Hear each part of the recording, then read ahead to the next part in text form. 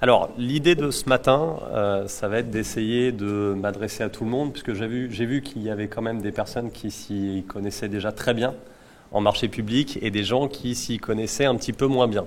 Donc je vais essayer de faire le grand écart et essayer de vous apporter à tous, surtout l'expertise que moi je peux avoir à travers les marchés publics, parce que je suis un ancien directeur de collectivité, j'ai géré des services marchés et on passait plus d'une centaine de marchés publics par an, à peu près.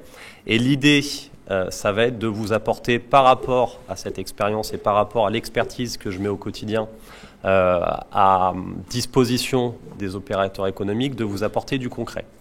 Donc, si on fait un point global sur les marchés publics en France, qu'est-ce que ça représente? Qu'est-ce que c'est? Aujourd'hui, les marchés publics en France, c'est à peu près 100 milliards d'euros par an. Pour vous donner un ordre d'idée, c'est entre 4 et 6% de notre produit intérieur brut. Aujourd'hui, quand on parle de marché public, on estime que sur ces 100 milliards d'euros par an, on a à peu près 70% qui vont dans la poche des grands groupes et 30% seulement qui vont dans la poche des PME. Alors qu'en France, vous le savez, on est quand même constitué en grande majorité, je crois que c'est à peu près 98% de PME. Et face à ce dilemme, les gouvernements successifs, le législateur même comme on peut l'appeler, a souhaité faire en sorte que les PME accèdent plus facilement à la commande publique. Alors, est-ce que c'est le cas dans la réalité? Aujourd'hui, non. Par contre, on a essayé de mettre en place des choses qui permettraient de faciliter l'accès des PME à la commande publique. Aujourd'hui, et Guy l'a très bien rappelé, à partir du 1er janvier 2020, le seuil a été relevé. On était sur du 25 000 € hors taxe, montant à partir duquel l'acheteur public avait l'obligation de passer un marché public. Aujourd'hui, on est à 40 000 € hors taxe. Pourquoi on a fait ça? Parce qu'on donne le seuil, on n'explique pas pourquoi ça a été fait. Ça a été fait parce que quand on compare la France aux autres pays européens, au final, on s'est rendu compte que le seuil de 25 000 € hors taxe était beaucoup plus bas que ses voisins européens. Et c'est la raison pour laquelle le législateur a souhaité faire passer le seuil de 25 à 40 000 € hors taxe. Qu'est-ce que ça veut dire pour vous concrètement? Ça veut dire qu'en fait, à partir du moment où le besoin de l'acheteur annuel est inférieur ou estimé inférieur à 40 000 € hors taxe, l'acheteur a toute la latitude pour traiter en direct avec des opérateurs économiques sans passer un marché public. On vous parle très souvent de la règle, vous savez, de la règle des 3 devis, où l'acheteur aurait l'obligation de demander 3 devis à des opérateurs économiques différents et à sélectionner le devis qui serait l'offre économiquement la plus avantageuse. Quand on parle d'offre économiquement la plus avantageuse, qu'est-ce que c'est? Ce n'est pas le prix le plus bas. C'est une corrélation entre la technicité et le prix qui fait que derrière, ce serait l'offre économiquement la plus avantageuse.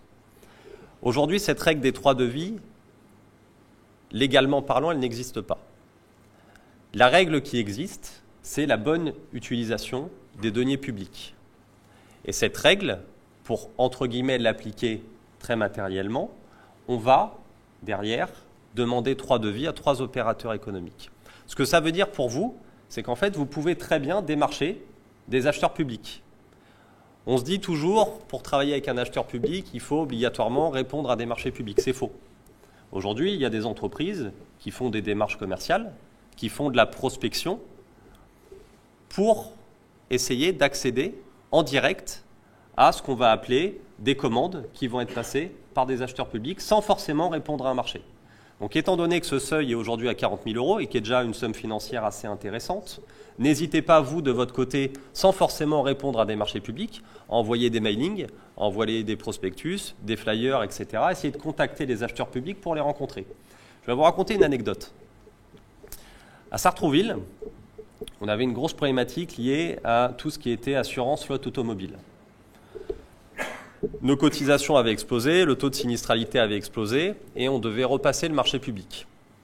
Et donc pour montrer patte blanche et pour faire en sorte de faire des efforts justement sur tout ce qui était suivi de notre contrat d'assurance, on voulait mettre en place une politique qui était de géolocaliser l'ensemble de nos véhicules. Et au même moment où on a eu cette idée, on a une entreprise qui nous a contactés et qui faisait justement de la géolocalisation de véhicules. On a contractualisé en direct, il y en avait pour à peu près 25 000 euros, 23 24 000 euros hors taxe. Donc dites-vous bien que c'est des choses qui sont possibles, d'envoyer du mailing, d'envoyer ce genre de choses, justement pour essayer d'arriver à travailler avec des acheteurs publics sans répondre à des marchés publics. Ça, c'est la première chose. Ensuite, il y a une deuxième chose qui peut être très intéressante pour vous, notamment pour les secteurs dans lesquels vous intervenez, c'est ce qu'on appelle le sourcing. Le sourcing, qu'est-ce que c'est? Depuis 2018, 2019 même, le sourcing a été, on ne va pas dire légalisé parce qu'il y était déjà avant, mais il a été inscrit dans le Code des marchés publics.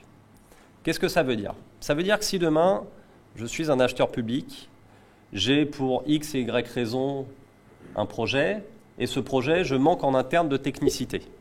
Je ne sais pas comment, en fin de compte, passer mon marché parce que je n'ai pas toutes les compétences en interne pour pouvoir rédiger des documents de consultation, et notamment mon CCTP. Je peux passer ce qu'on va appeler un avis de sourcing. Qu'est-ce que c'est?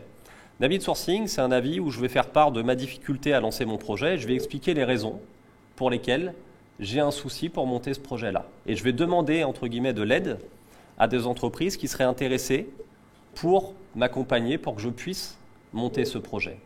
Et donc, je vais publier un avis de sourcing. Et cet avis de sourcing, vous, en tant qu'entreprise, vous allez pouvoir y répondre. Et votre rôle, ça va être d'accompagner la collectivité, l'acheteur public, dans la définition de son projet. Cette activité, normalement, n'est pas rémunérée. Mais vous comprenez bien que si vous aidez la collectivité à définir son projet, à définir ses besoins, derrière, vous mettez un pied dans la collectivité, vous mettez un pied chez l'acheteur public, et ça vous permet d'avoir du contact, et peut-être derrière, ensuite, des opportunités d'affaires. D'accord? Il faut savoir que les acheteurs, par rapport à ce principe de sourcing, étaient très frileux auparavant, tout simplement parce que ce n'était pas inscrit dans le Code des marchés publics, et que dans le Code des marchés publics, quand vous passez des marchés, vous avez 3 grands principes. Est-ce que vous les connaissez? Ou pas du tout? Est-ce que quelqu'un connaît les 3 grands principes de la commande publique? Très important, égalité de traitement, liberté d'accès et transparence. Ça veut dire qu'à chaque fois, en tant qu'acheteur, quand on passe un marché public, si on veut savoir si on est ou pas dans la légalité, on doit regarder si d'une part on respecte l'égalité de traitement, si d'autre part on respecte les notions de transparence, et si enfin on respecte la liberté d'accès. Égalité de traitement, c'est simple, je vais traiter tout le monde de la même manière. Transparence, il faut qu'à chaque stade de la passation du marché public, je puisse prouver ce que j'ai fait. Et maintenant, vu que tout est dématérialisé, c'est encore plus simple. Et enfin, liberté d'accès, qu'est-ce que ça veut dire? Liberté d'accès, c'est très simple, ça veut dire que tout le monde peut accéder au marché public. Les seules entreprises qui ne pourraient pas accéder à des marchés publics, c'est les entreprises qui ne sont pas à jour de cotisations fiscales et sociales. Sinon, aujourd'hui, tout le monde, même les TPE, même les entreprises qui sont créées depuis 1 mois ou 2 jours, peuvent, dans les faits, dans la loi, accéder à la commande publique. Je vais très succinctement, mais je ne me concentrerai pas là-dessus, et je pense que les autres intervenants le feront bien mieux que moi en plus, m'intéresser à la fois au Grand Paris, à la fois aux Jeux Olympiques 2024, et il ne faut pas oublier le 4e terminal d'ADP. Le Grand Paris, qu'est-ce que c'est? Grand Paris, c'est un projet d'aménagement, de construction. Une société a d'ailleurs été créée, qui s'appelle la Société du Grand Paris, et cette société passe un certain nombre de marchés publics avec des investissements qui sont quand même colossaux, puisqu'il y a un peu plus de 29 milliards d'euros d'investis sur plusieurs années. C'est aujourd'hui, en Europe, le plus grand projet d'aménagement. Il faut savoir que tous les marchés publics du Grand Paris sont publiés sur le site internet de la Société du Grand Paris. Et vous pouvez retrouver, si vous faites de la veille, très facilement l'ensemble des marchés qui sont passés par la Société du Grand Paris. Il faut savoir que cette Société du Grand Paris, lorsqu'elle a été créée, elle a une obligation. Cette obligation, c'est d'attribuer au moins 20% de ses marchés publics à des PME. Et au-delà de cette obligation, elle a une autre obligation derrière légale, qui est que 6% des heures travaillées doivent être des heures d'insertion. Et ça, vous le voyez de plus en plus dans les marchés publics. Aujourd'hui, dans les marchés publics, on essaye de parler RSE. RSE, c'est quoi? C'est l'environnement, le social, l'économie. Et quand on parle de social, de plus en plus dans les marchés publics, notamment dans les marchés publics de travaux, on voit des heures d'insertion sociale qui doivent être réservées pour du public en difficulté. C'est ce qu'a fait ici le Grand Paris en obligeant à ce qu'il y ait 6% des heures travaillées pour tout ce qui est projet d'insertion. Ensuite, on va parler des Jeux Olympiques 2024. Jeux Olympiques 2024, on vous transmettra la slide que j'ai préparée. Je vous ai mis un certain nombre de sites.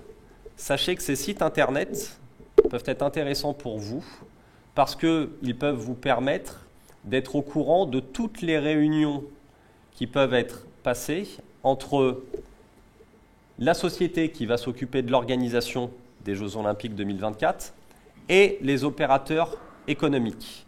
Et ils ont d'ailleurs à ce titre une newsletter qui est plutôt très bien faite et qui vous invite à un certain nombre d'événements dans ce cadre-là. Donc n'hésitez pas à les prendre en note, sachez que ça vous sera envoyé, donc vous pourrez directement cliquer dessus et avoir accès. On peut parler aussi d'ADP. ADP, c'est quoi? C'est le 4e terminal à Roissy, qui va être construit dans les années à venir. Il faut savoir qu'ADP est en train, à ce jour, j'ai des contacts avec certains juristes, de passer les marchés publics pour le 4e terminal. La problématique qu'ils ont, pour être tout à fait transparent, c'est que ces marchés publics seront globalisés.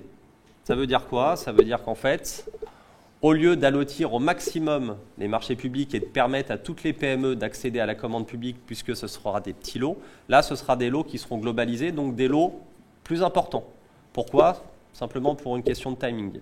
Plus vous allez allotir, donc plus vous allez faire de lots, et plus ça va, entre guillemets, prendre du temps. Moins vous allez faire de lots, moins ça va prendre du temps, et plus facilement, ils vont pouvoir respecter leur calendrier. Mais, parce qu'il y a un mais, ils ont l'obligation, là encore, de faire travailler sur ce projet de 4e terminal 20% de PME, soit via de la sous-traitance, soit via de la co-traitance. Voilà. Ce que je vais essayer de vous transmettre aujourd'hui, au-delà de ce contexte, c'est de vous faire part de l'expertise que je peux avoir et de la manière dont aujourd'hui il peut être efficace de répondre à la commande publique. Parce que ce qu'il faut bien comprendre, c'est que si vous vous lancez demain sur les marchés publics, il faut le faire avec méthode. Et cette méthode, je vais essayer de vous la donner pour que vous puissiez ensuite l'appliquer et répondre, je l'espère, efficacement à la commande publique. Les principales barrières à l'entrée sont les suivantes. On me dit c'est complexe, je manque de temps, c'est pas fiable. Je vais les lever tout de suite. Complexité, oui, c'est complexe, mais c'est comme tout. Il y a en effet un champ lexical spécifique, il y a une technicité spécifique, mais une fois qu'on s'y met, vous verrez, il y a beaucoup de redondance. Le manque de temps, c'est comme tout, avec une bonne méthode, vous pouvez gagner du temps. Et ensuite, une fiabilité. En effet, on ne vit pas dans le monde idéal. Il y a certains marchés peut-être qui peuvent paraître biaisés, c'est le cas parfois, mais je peux vous assurer que c'est une minorité. Donc comment faire si vous voulez répondre efficacement au marché public? La première chose à faire, c'est de se connaître son entreprise. Quelles sont vos forces? Quelles sont vos faiblesses? Je vais vous donner pour ça un exemple très simple. Vous êtes une société qui veut faire de la qualité. Si vous êtes sur un secteur qui fait du prix, il est clair que sur le marché public, vous allez retrouver exactement pareil, même peut-être plus intensifié. C'est-à-dire que l'acheteur public, qu'est-ce qu'il va rechercher? Il va rechercher avant tout du prix. Et comment il va le rechercher? Avec des critères de pondération. Le prix va être pondéré à 70%. Et là, il est clair que si vous voulez faire de la qualité, derrière, vous n'avez aucune chance d'accéder à ce genre de marché public. Donc, dans un premier temps, il faut que vous puissiez savoir ce qui fait la force, les forces et les faiblesses de votre entreprise. Ça, c'est la première chose. Une fois que vous avez fait ça, ce qu'il faut faire, c'est comprendre comment fonctionnent les marchés publics. Comprendre comment ça marche. Il va falloir comprendre les notions, savoir faire de la veille, analyser des documents, savoir y répondre et comprendre de ses échecs. Comprendre les pièces marché, c'est assez simple. Vous verrez, c'est un champ lexical qui est un peu spécifique, mais finalement, quand on met des termes assez simples devant, ça saute aux yeux et c'est assez simple. On parle de CCTP. Un CCTP, qu'est-ce que c'est? C'est ni plus ni moins un cahier des charges. On va parler de règlement de consultation. Qu'est-ce que c'est? C'est ce qui régit la consultation. On va parler d'acte d'engagement. Un acte d'engagement, c'est ni plus ni moins le contrat. On va parler ensuite de BPU, DPGF, DQE et tout ce qui s'ensuit.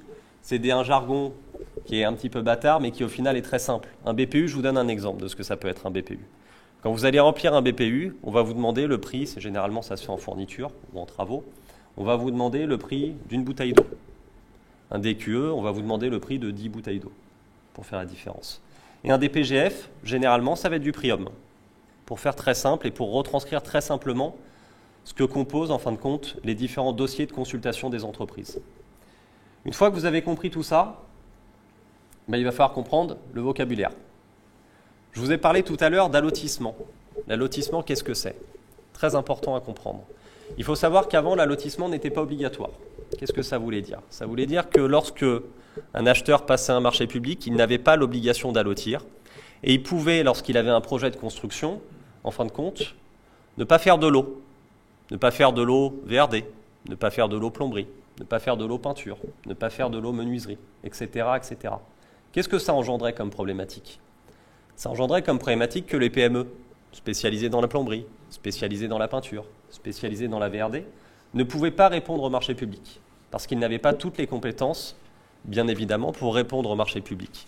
Donc les grands groupes arrivaient, prenaient le marché et sous-traitaient. Aujourd'hui, l'allotissement, logiquement, est obligatoire. Et logiquement, mais ce qui ne se fait pas toujours, pour un certain nombre de raisons, on est obligé d'allotir jusqu'au boutisme. Ça veut dire qu'aujourd'hui, quand vous avez un projet de construction, logiquement, vous devriez avoir au minimum une dizaine de lots.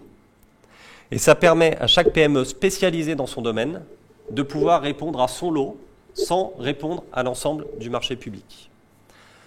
Ensuite, vous avez d'autres termes. Je ne vais pas prendre le temps de tout vous expliquer parce que sinon, ça serait un petit peu trop long. Mais je vais vous parler par la suite de la veille. La veille en marché public, comment est-ce qu'aujourd'hui, vous pouvez trouver des marchés publics qui correspondent à votre activité? Ce qu'il faut bien comprendre, c'est qu'aujourd'hui, il existe deux types de plateformes de veille. Vous avez ce qu'on appelle les plateformes centralisatrices. Les plateformes centralisatrices, c'est des plateformes comme Nouma, comme Marché Online, comme e-marché public, qui vont en fin de compte prendre et agréger tous les marchés publics qu'ils vont trouver sur plein de plateformes et vous permettre d'avoir une visu sur ces marchés publics. Par contre, lorsque vous allez devoir télécharger ces marchés publics, vous n'allez pas les télécharger sur cette plateforme. Vous allez devoir aller sur une autre plateforme pour les télécharger. Et ça, c'est ce qu'on appelle les plateformes acheteurs. Et c'est là où vous allez trouver, vous, les marchés publics qui correspondent à votre activité. Comprenez bien que quand vous faites de la veille, ce qui est important, c'est de mettre les bons mots-clés et d'essayer de réduire pour vous au maximum le champ des possibilités. Qu'est-ce que c'est le champ des possibilités? Ça va être votre zone géographique. Ça va être le type de marché que vous allez viser. Aujourd'hui, il existe des types de marchés qui s'appellent des marchés à procédure adaptée. Qu'est-ce que c'est? C'est des marchés qui, en fin de compte, ne dépassent pas un certain seuil en termes de montant financier. Donc, il est clair que si vous êtes une PME et que vous cherchez à rentrer sur les marchés publics, il faut privilégier ce qu'on appelle les MAPA, les marchés à procédure adaptée. Parce que ce sont des marchés qui, finalement, d'un point de vue financier, vont être moins importants que si vous êtes sur un seuil qu'on va appeler un seuil d'appel d'offres. Et donc, vous aurez plus de chances d'accéder à ces marchés-là, puisque plus petits financièrement, qui vont vous demander moins de garanties, qui vont vous demander moins de travail, sur laquelle vous allez être en compétition avec des entreprises qui vous ressemblent. Et donc, vous aurez plus de chances d'accéder à ces marchés publics. Ensuite, vous allez pouvoir faire de la veille en délimitant la zone géographique en fonction de votre zone de chalandise. Et tout ça, ça va vous donner chaque jour un certain nombre de marchés publics. Il est clair que si demain vous faites de la veille, vous avez 40 marchés publics par jour, ça va vous demander un travail phénoménal de veille.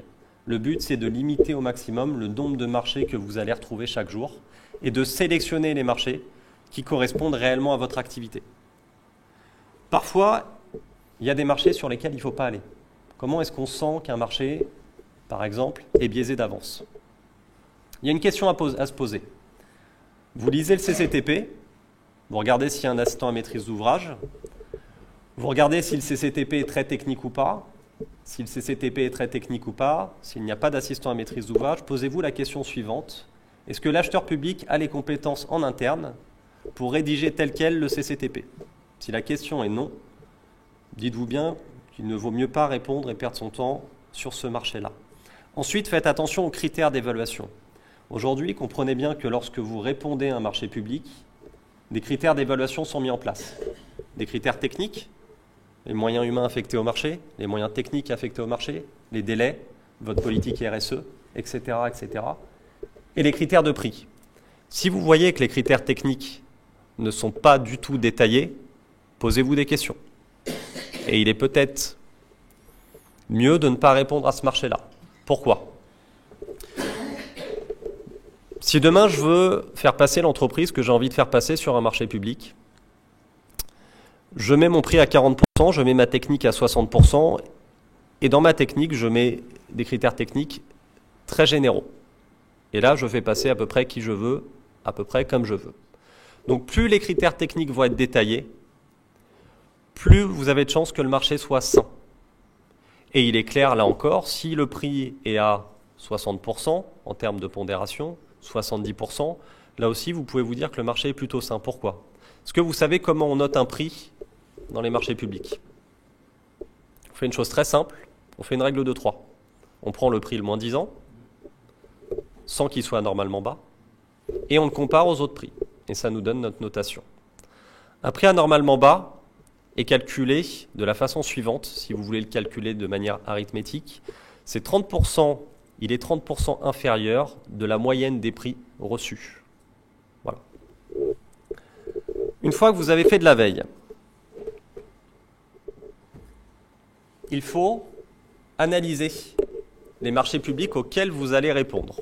Comment les analyser ? Quel est le prisme, la technique qui peut vous faciliter la vie ? Lorsque j'analyse un marché public, je commence par 2 documents très précis. Je commence par le règlement de la consultation, logiquement, que vous trouverez juste après. Et je me pose les questions suivantes. Est-ce que j'ai le temps de répondre au marché public eu égard à la date limite de remise des offres ? Il faut savoir que lorsqu'il y a des dates limites de remise des offres, vous ne pouvez pas le remettre après cette date limite et après cette heure limite. Je vous conseille même de faire l'envoi au minimum 24 heures à l'avance. Pourquoi ? Parce que quand vous le faites 24 heures à l'avance, vous avez une garantie plateforme. Ce qui n'est pas le cas quand vous ne faites pas 24 heures à l'avance. Ensuite, je vais regarder les critères d'évaluation. Comme je vous disais tout à l'heure, est-ce que les critères d'évaluation sont sains ou pas ? Est-ce qu'ils sont détaillés ou pas ? Une fois que j'ai regardé ça, je regarde si il y a une visite sur site. Très important, parce que très souvent, il y a des visites sur site, et très souvent, ces visites sur site sont bien en amont de la date limite de remise des offres. Et si vous ne faites pas cette visite, vous ne pouvez pas répondre au marché public. Pourquoi on demande cette visite lorsqu'on est un acheteur public ? Généralement, on le fait pour travailler avec des entreprises qui, d'une part, ont étudié le marché, et d'autre part, ne se trouvent pas trop loin non plus du marché. Ça peut être une indication. Ensuite, je regarde le CCTP. Dans le CCTP, qu'est-ce que je regarde ?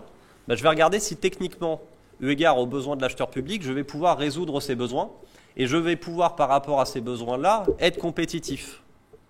C'est les 2 choses que je vais regarder en premier. Et si déjà là-dessus, j'ai levé tous mes doutes, je vais regarder ensuite les documents financiers. BPU, DQE, DPGF. Pourquoi je les regarde à la fin ? Parce que parfois, vous allez vous retrouver avec quelques milliers de lignes à remplir. Et là, c'est tout autre chose que lorsque vous avez quelques dizaines ou quelques vingtaines de lignes à remplir pour faire vos prix. Donc n'hésitez pas à regarder tout ça dans cet ordre-là lorsque vous répondez à un appel d'offres. Lorsqu'on répond à un appel d'offres, comment on fait ? Qu'est-ce qu'il faut faire ? Comment on le fait surtout ? Vous avez 2 éléments. Ce qu'on appelle le dossier de candidature, ce qu'on appelle le mémoire technique.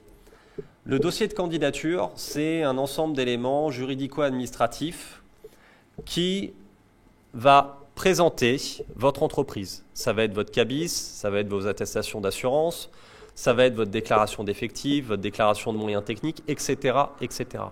Sachez que ce qui est très bien par rapport au dossier de candidature, c'est que tout ce qu'on peut vous demander est arrêté par arrêté. Ça veut dire qu'on ne peut pas vous en demander plus que certaines choses qui sont d'ores et déjà listées. Qu'est-ce que ça veut dire ? Ça veut dire que ça, vous pouvez le préparer à l'avance, avant même de vous mettre dans une démarche de réponse au marché public.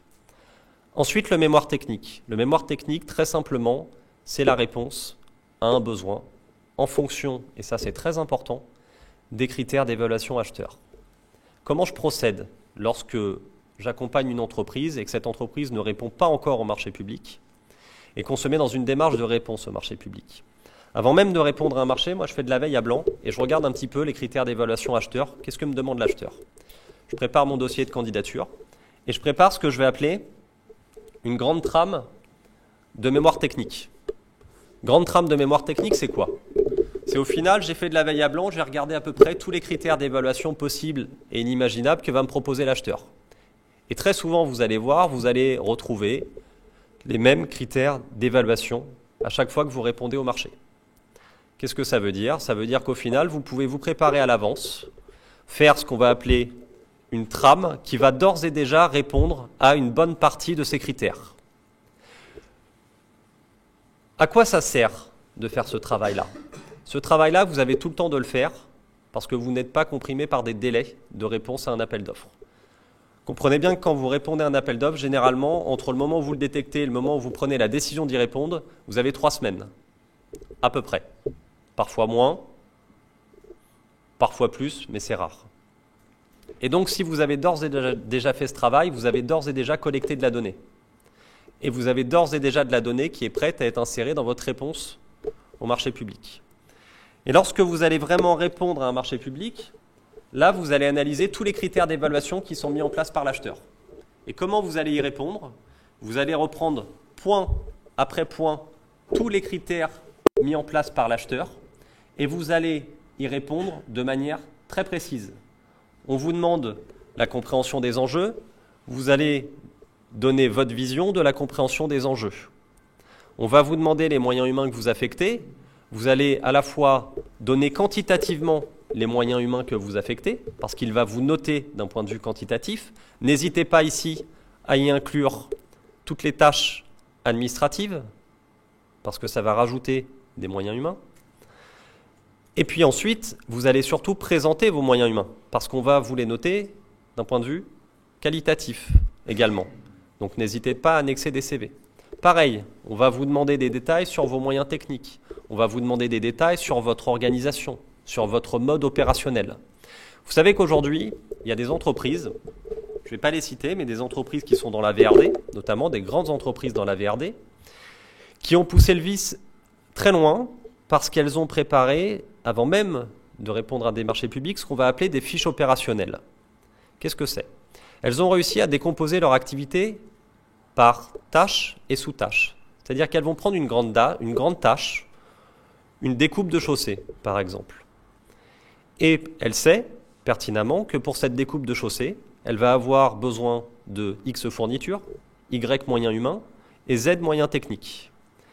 Et pour effectuer cette tâche, elle sait d'ores et déjà qu'elle va avoir besoin de réaliser un certain nombre de sous-tâches, d'ores et déjà écrites. Quand elle répond à un projet d'aménagement ou de construction, qu'est-ce qu'elle fait? Elle remet ses fiches opérationnelles dans l'ordre, tout simplement. Donc, ça lui permet à cette entreprise de prendre le temps, parce que c'est ça qui est important, de prendre le temps de bien comprendre le projet, de bien répondre aux critères d'évaluation acheteur, et ensuite de faire un mémoire technique complètement personnalisé par rapport à la demande.